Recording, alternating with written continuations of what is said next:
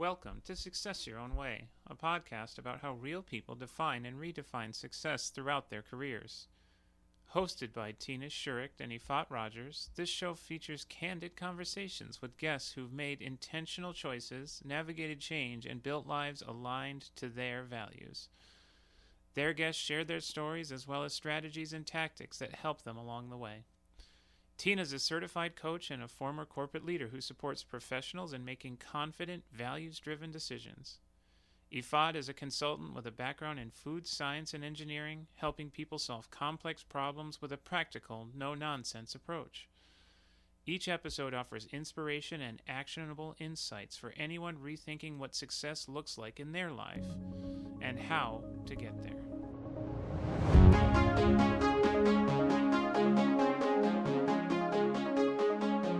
Hi, everyone. Welcome to this episode of Success Your Own Way. Today we have Sadie Wackett, and I will turn it over to Tina to introduce Sadie. Yes, I'm thrilled to welcome Sadie to the podcast. We're excited to have her. She brings a lot of experience and is someone I've gotten to know through our coaching work together. So Sadie Wackett is an executive coach, a leadership advisor, and former chief people officer with 20 plus years of global HR leadership experience.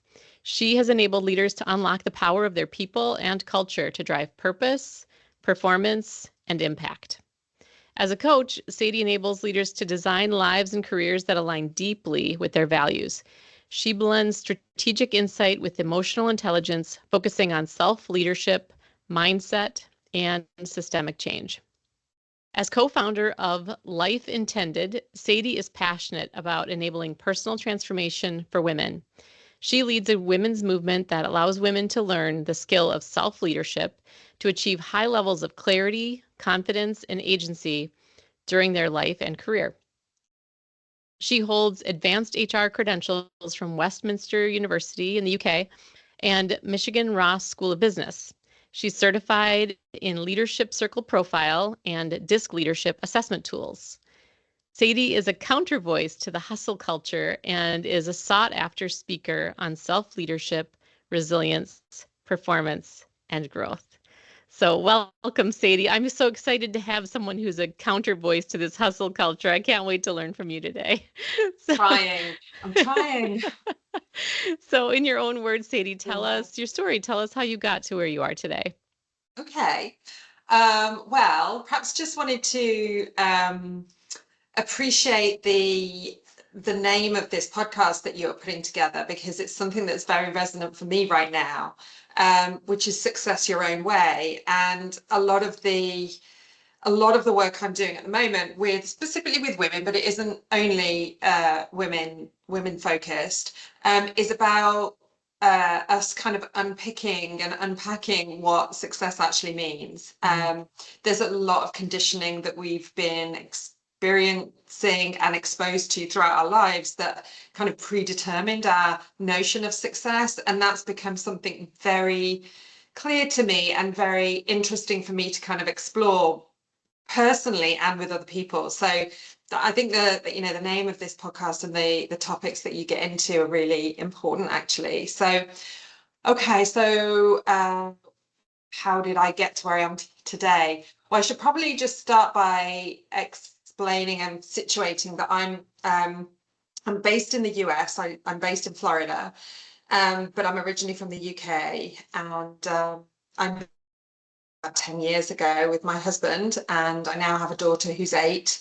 And I moved over here with the company that I was working for at the time, who I was with for about 10 and a half years. They were a global aerospace engineering firm. So I've been here, as I said, for about 10 and a half years, and I've just started my own journey, which I'll be happy to talk about in a moment, or whenever we get to it in the conversation. But maybe if I give you a bit of my background, that might help to provide some context. So I'm one of 4 kids. I grew up in the UK, in the middle of England. Both my parents worked. My dad was a biochemist by trade, and my mum was a teacher of special needs children. So very different kind of role models, if you like, in terms of career path and a very interesting counterbalance to success, actually, because my mum was very dedicated in service to her profession and to serving and helping the kids that she worked with. My dad was very ambitious, very smart, and still today is sought after for his kind of technical expertise in the area that he specialized in. So yeah, I grew up, went to school there, then went to university, studied French, lived in France for a while. And when I graduated from university, I joined L'Oreal, the cosmetics company. I had a job there in logistics and supply chain, which I quite quickly realized wasn't aligned with my passions or my strength. And I had it was just quite boring. There was a lot of spreadsheets. And I was really given a great opportunity at L'Oreal to shadow and to experience lots of different functional areas. And I had kind of decided that I really wanted to go into either marketing or HR. I just felt like with my I was quite a creative kid, musical. These just were two functional areas that spoke to me. So I started in L'Oreal, moved into HR, spent a few years there, left there, joined an advanced materials manufacturing company in the UK, which was a global role, my first global opportunity. And that was something that came to be, and I came to realize was something really important to me in my life, was not just travel per se, but the ability to know and experience people in other cultures that were different from mine. It's been a thread that's carried on, through my life, which was probably, kind of unconscious to begin with, but now is very, very known and real for me. And I left there, and then I joined the organization that I was with for the last 10 and a half years, and that was private equity owned. As I said, it was engineering focused, aerospace engineering focused. And yeah, I mean, a huge learning curve in these businesses for me, where I guess I was given opportunity after opportunity, which I was very grateful for, but it was very unstructured. I did not follow this kind of pedigree, classic career trajectory where I went from job A to job B to job C. It was really, I think I would say, probably quite opportunistic. I worked with people that saw something in me and they gave me the next opportunity, and it just kept going like that. And all that to say, it took me in a direction rather than me taking it in a direction, which was, when this whole kind of question about, what does success really mean? Like, is this what I choose to be success, or is this what was been sort of chosen for me? And then that's kind of the kind of the high arc of my career. But then underneath that, there was a, experience of my life that's been quite challenging and quite difficult to navigate through all of this. So I think it's important to share both the outer story and the inner story, just to give like the full picture. So I was, I would say I was a striver as a kid, one of 4 kids with 2 working parents. I was kind of always quite hungry to be seen to be worthwhile and seen to be achieving. And I was never kind of sporty or competitive in that sense against other people, against myself. And as I grew older and moved into kind of challenging work environments, I started to develop an eating disorder and this great sense of kind of body dysmorphia, which from an early age had been there, but really started to manifest at certain times throughout my life. And it started to have a very tight hold over me, which I hadn't appreciated. I knew it, but I hadn't really been able to grasp it until it became, something that I needed to explore and dive into a lot more carefully and intentionally.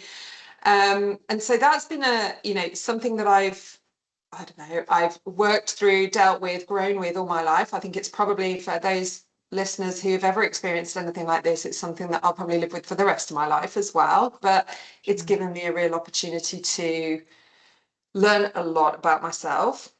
And then as I said, I moved over here with my husband, and we went through many years of trying to have a baby, and we weren't able to. So years of infertility, failed treatments, and so that's when we decided to move over to the US. I had the opportunity to move over here, and we thought, okay, we'll give it a go. We were a bit tired of cycles and cycles of IVF. Let's start a new life. And so moving to the US at that time for my job was a real test for me, with no family, no friends. It was a very challenging role. And I realized when I moved over here, actually, that chapter wasn't closed for me. I really did want to have a family. And so I,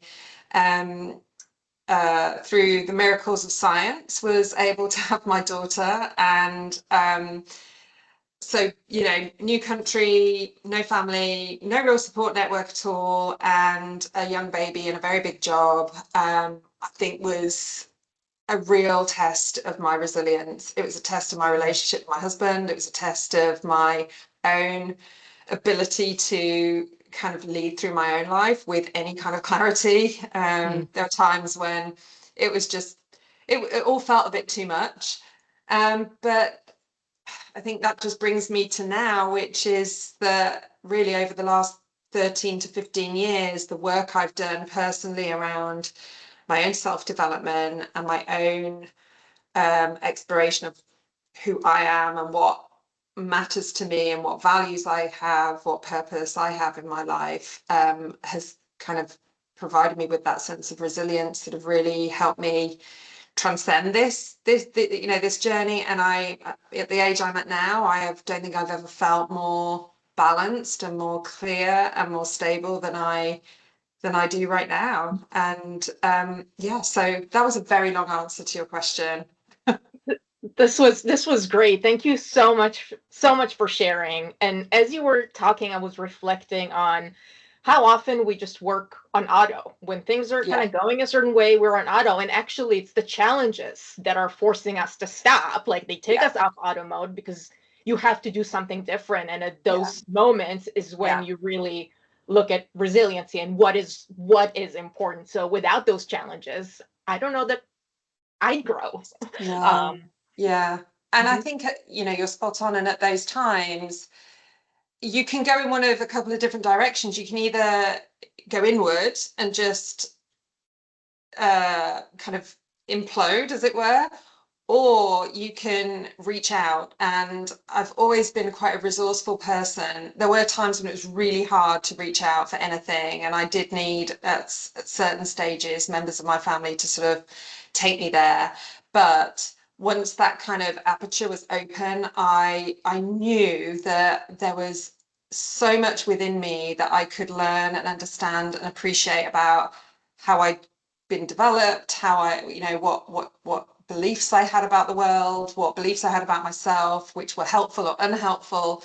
And it's just been this journey of self-discovery that I think has been, like you said, if you don't have those challenges and that you choose to kind of lean into them, even though it's really hard, you can end up in a place where you just think, how on earth did I get here? Yeah, there's so much relatable, I think, to your story, Sadie, that was relatable to me, and I think to our listeners as well.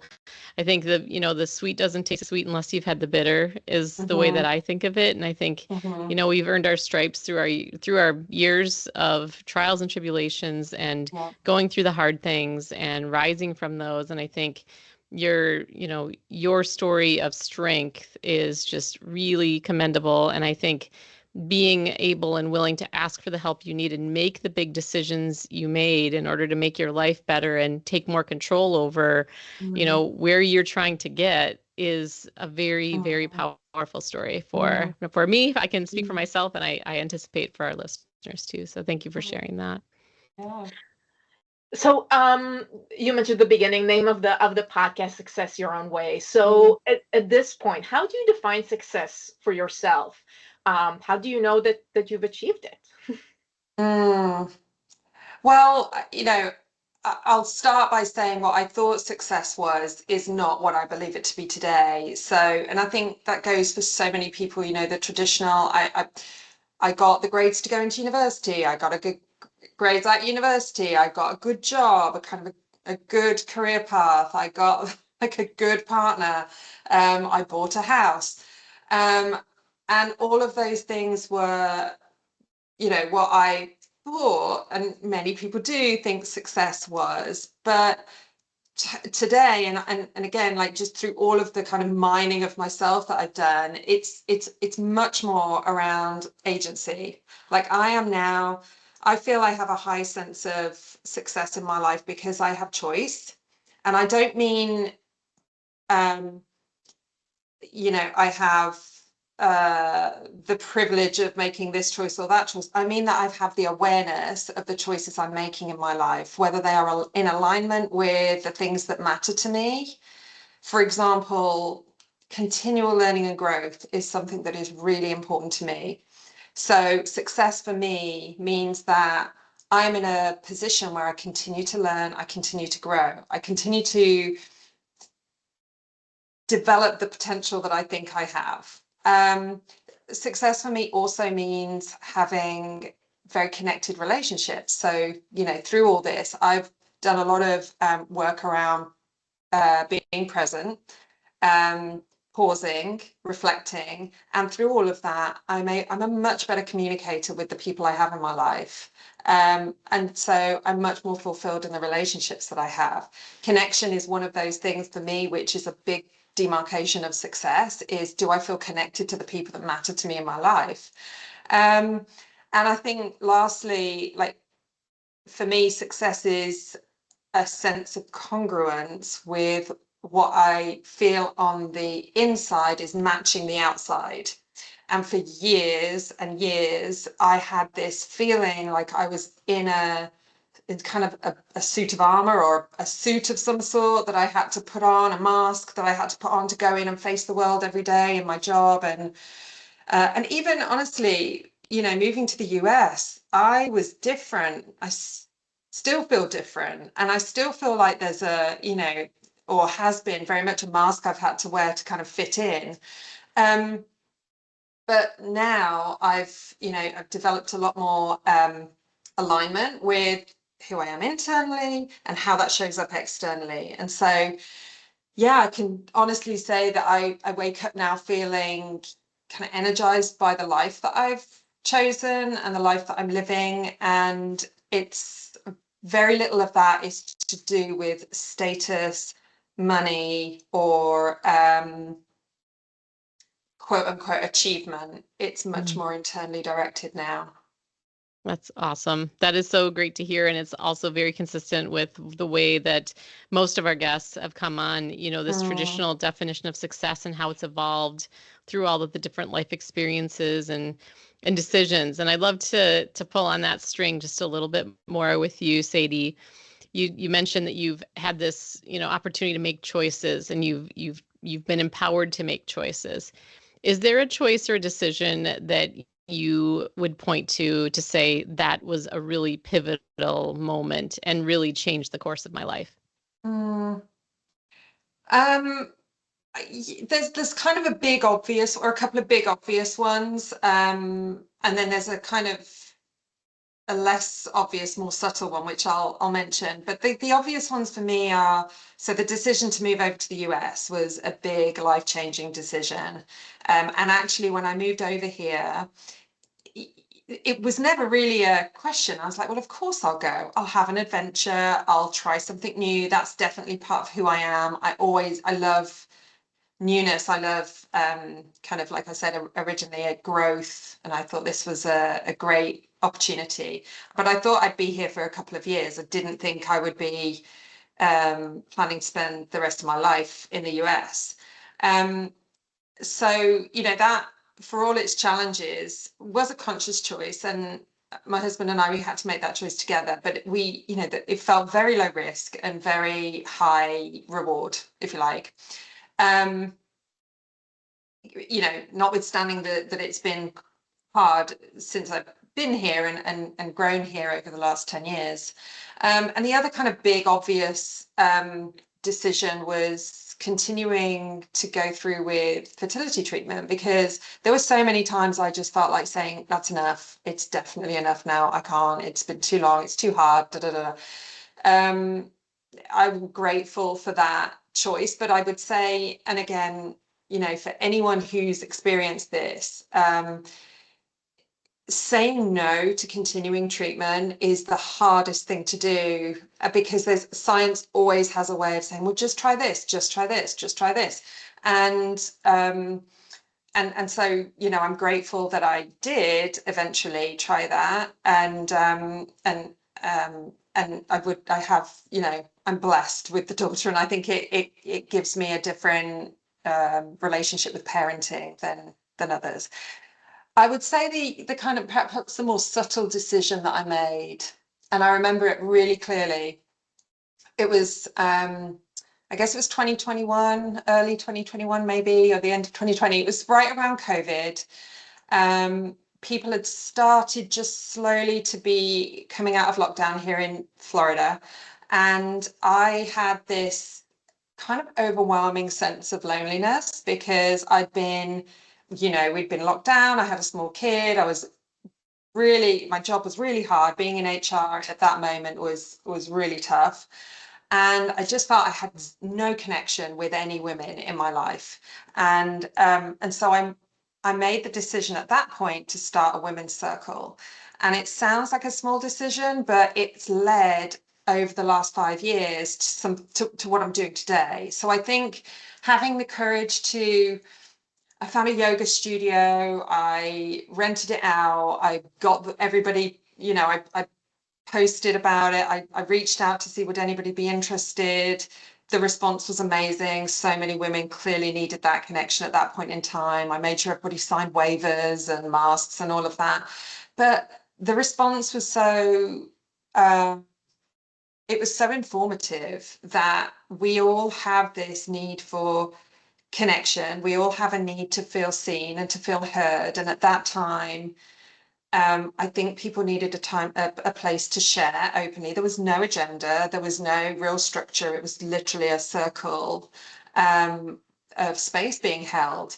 And in creating that, it helped me start to hear what the themes and the patterns were with women generally. And yes, that was around COVID, but I've been running these ever since. And just the challenges that they face, that we face, just are very consistent. And so I think that's the moment that I realized I wanted to do more of this, and it's what ultimately led to the work that I'm doing now.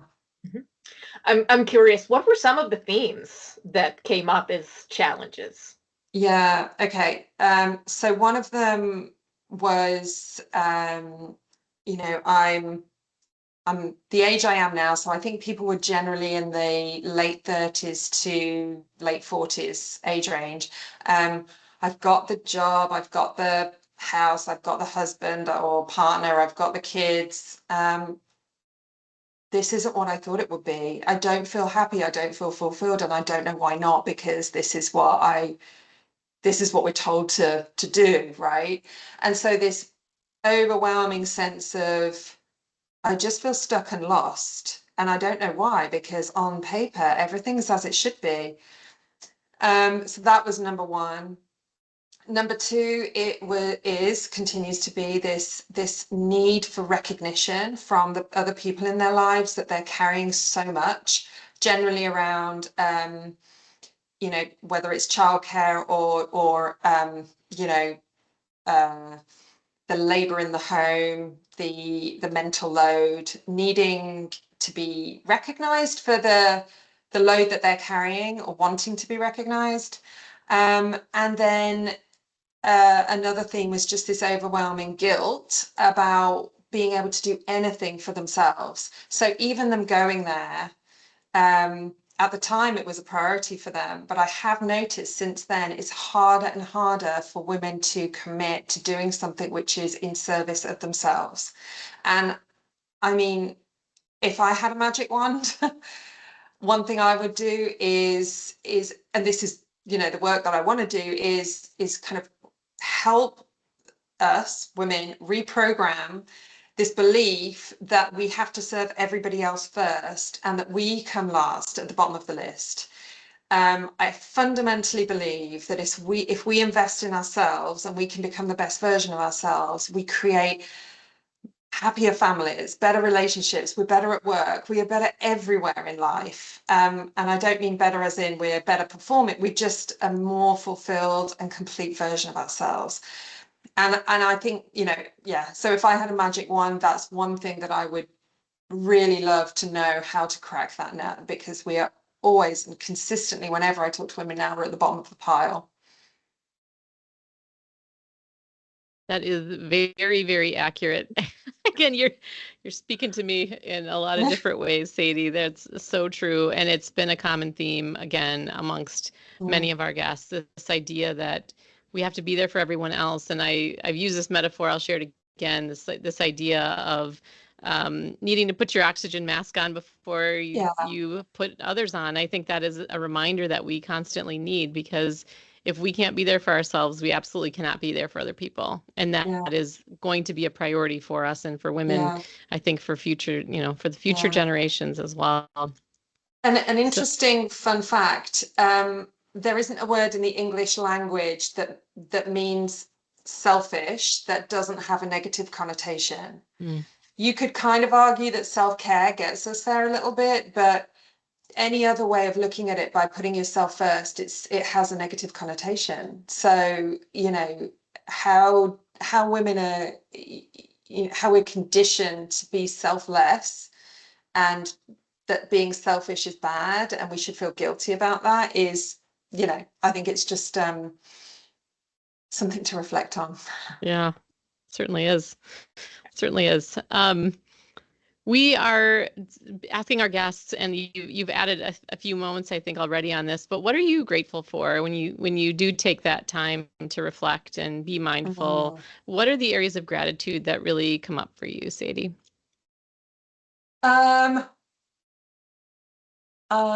Well, and I don't want this to sound like a cliche, but it probably will. One is my daughter, because that was never a given. And so like I said a moment ago, the relationship I have with being her mom is something I'm grateful for every single day. And it might sound a bit much, and it's not hyperbole, it's really true. There's not a day that goes by that I'm not grateful. And then, you know, in addition to that, I have a bit of a mantra, which I love now, which is in hard times, I say to myself, what is this here to teach me? And so I can look back, and you know, it is easier doing it with hindsight, but those hardships and the struggles that I've been through, and the loneliness I felt, and the you know, the feelings of inadequacy and not being enough, all of those, and they've all given me so much, you know, in terms of my empathy, in terms of my resilience, in terms of my fuel to just keep going and doing more for others. I can't be anything but grateful for those. So I'm very grateful that, you know, I have a great family. They don't live anywhere near me. They're thousands of miles away, but I'm very grateful for that, because I know that that's something that not everybody has the luxury of having. Yeah, very relatable. And as we come to a close, one of the things we like our guests to share are some tactical tips and advice for people that are kind of redefining success, or just finding their way. Any tips or advice from your experience? Okay, so my number one is going to be for everybody to ask themselves, is to watch out for that autopilot, and ask themselves, is this aligned with who I want to be? Or is this aligned with who I'm becoming? Does this feel in my body something that I want to say yes to, or something that I want to say no to? So being just constantly curious about why I'm moving down this path. Is it because I chose it, or is it because it just was the next thing on the list to do? So whether you're in early career, mid-career, later career, I think it's a gift that I wish I'd had earlier on, but I don't, I wouldn't be here now if I had have had it, probably. But just to know that as well, like our legacy at the end of this, it really isn't about status. It's about, I think anyway, it's about the impact that we have had in our lives and the joy that we've experienced and we've shared in our lives. And it sounds very, again, kind of a bit cliched, a bit cheesy, but if the ability to be able to lead ourselves from within, and have that awareness of what's going on inside and what's driving those behaviors, those actions we're taking, that is a gift in and of itself. Those are awesome tips. Thank you for those. And they are going to make me remember and be mindful and choose what I do and be conscious of those choices. It's another anecdote that I do share with my clients too is every time you say yes to something, you're automatically saying no to something else. You are constantly making decisions consciously or unconsciously or semi-consciously about where and how you're spending your time. And that is the most precious gift we all have, and we don't know how much we have. So make those choices and make sure they are the right ones for you at the time. Yeah. And if I might, because as you were just saying that, something else kind of occurred to me, and I do think it's something that I feel very strongly about as well, that today we consume so much. We consume so much. I'm just going to say, whether it's processed food or whether it's toxic media, or whether it's helpful podcasts, people are going to be listening to this, but we're consuming so much stuff, but we're not processing it well. So stuff's getting kind of congealed and blocked. And I think the other tip I have, or advice, and I take this, is be very thoughtful about what and how much you're consuming, and how you're allowing yourself to process that through your system. And again, I don't just mean food, I mean media, content, because we live in this age now where so much is accessible. We've got to be the ones to put the filters on, and that's hard because we've not been taught to do that when it's so easily available. So true. And help our kids do the same thing. I mean, we all have kids around the same age, and our role as parents have really shifted to helping them create those good habits, and that's new for all of us, right? Yeah, exactly. So with that, thank you so much, Sadie. Thank you, Tina. To our listeners, thank you for giving us your time. Please share this episode if you found it inspiring, as we did, and we will see you at the next episode. Bye. Thank you. Thank you. Thank you for joining us on Success Your Own Way. We hope you found this episode inspiring and took away actionable insights. Please tune in for our next episode, and if you know someone who is rethinking what success looks like in their life, please share this episode with them.